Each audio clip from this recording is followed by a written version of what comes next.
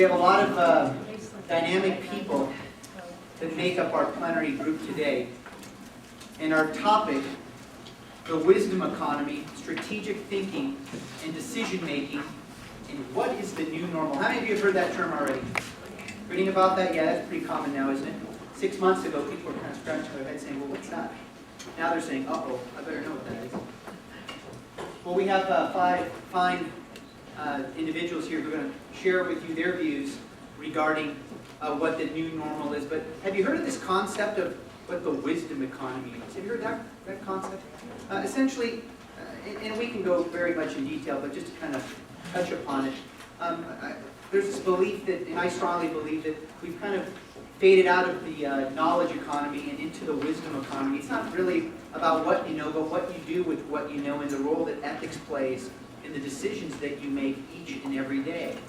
And as I mentioned before, it's not so much about innovation and initiative, but how that marries with the roots and seeds of social responsibility and its role in propelling global prosperity.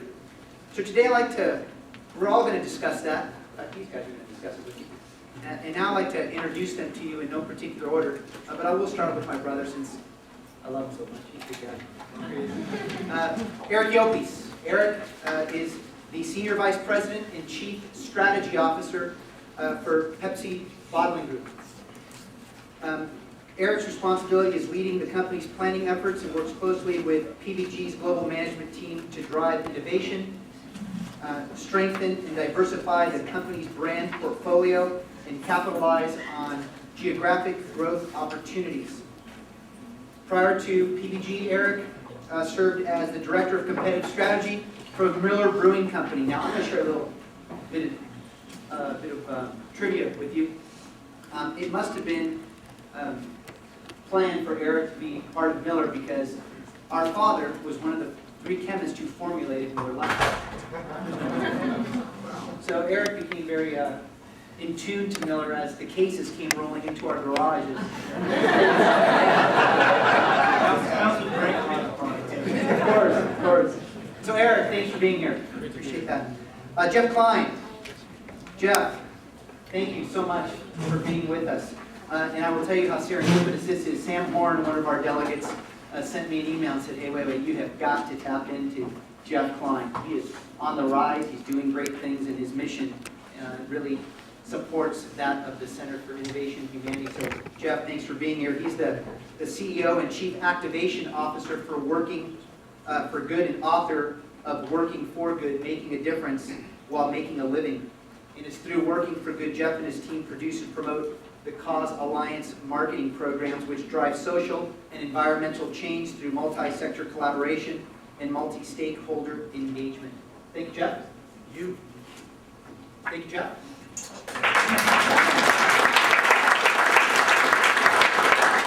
Now, you already know the next governor of Illinois, right? Isn't he good? So he's something.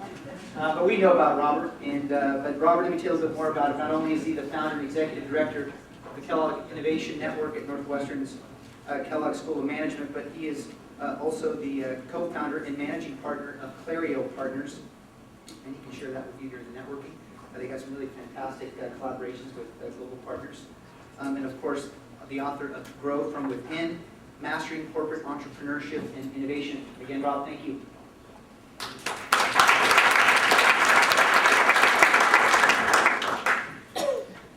Now, my newest friend, Ram Nidumulu. How'd I do? Now, little story. See, my last name isn't much easier, isn't it? And so one day I called. Here's a little tip for you. I called a Webster's Dictionary and I asked to speak with a linguist, and I asked what would my last name appear in the dictionary. So I got a few of them. So every time you get my business card, you see the phonetic. That's a tip for you. But I always ask people because I'm very respectful of their last names because I promised my parents that I would never slight it. And so I asked them to give me the phonetic. Nidu Mulu. Thank you very much. Ram is currently the founder and CEO of Avinostrat, an innovation and strategy consulting and research team that advises Fortune 500 enterprises and other organizations. He was previously the research director of the Corporate Eco Forum, an organization consisting of 75 of the world's largest corporations. Ron was the lead author of a sustainability and innovation framework that was featured on the cover of the September 2009 issue of the Harvard Business Review under the title, "Why Sustainability is Now the Key Driver of Innovation." He was previously the founder and CEO of a software company in Silicon Valley, as well as a professor at major business schools in the United States. He received his PhD in management at the Anderson School of Business at UCLA. Thank you very much, Ron.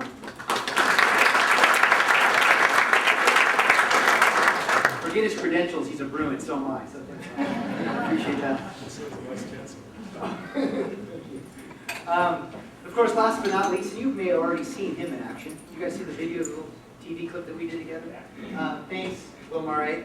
I like the way he instructed the producer. He said, how do you pronounce your last name? It's like, hooray, Murray. Everyone's got their own little thing. Huh? So thank you, Will. Will is an Emmy Award-winning writer, speaker, and coach. He is the co-founder and former president of the Covey Leadership Center, the 7 Habits of Highly Effective People, and CEO of Real Leadership Alliance, where he helps leaders identify, communicate, and implement new socially strategic business models. Will has been a personal leadership coach and advisor to multi-billion-dollar global companies such as Disney and Johnson & Johnson. And for the past 10 years, he has focused on making corporate social responsibility strategic. His new book, Save the World and Still Be Home for Dinner, is available now. Thanks, Will.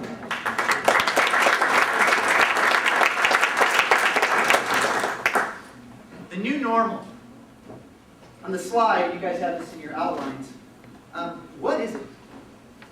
You know, clearly, the current economic recession has emerged, this whole concept of the new normal, and many define the new normal as the new trends and strategies and decisions that will remain constant, normal, based upon the evolving landscape of business and society. Take a good look at this list. Let me share some of the workplace cultures that inspire innovation. We all need Rob.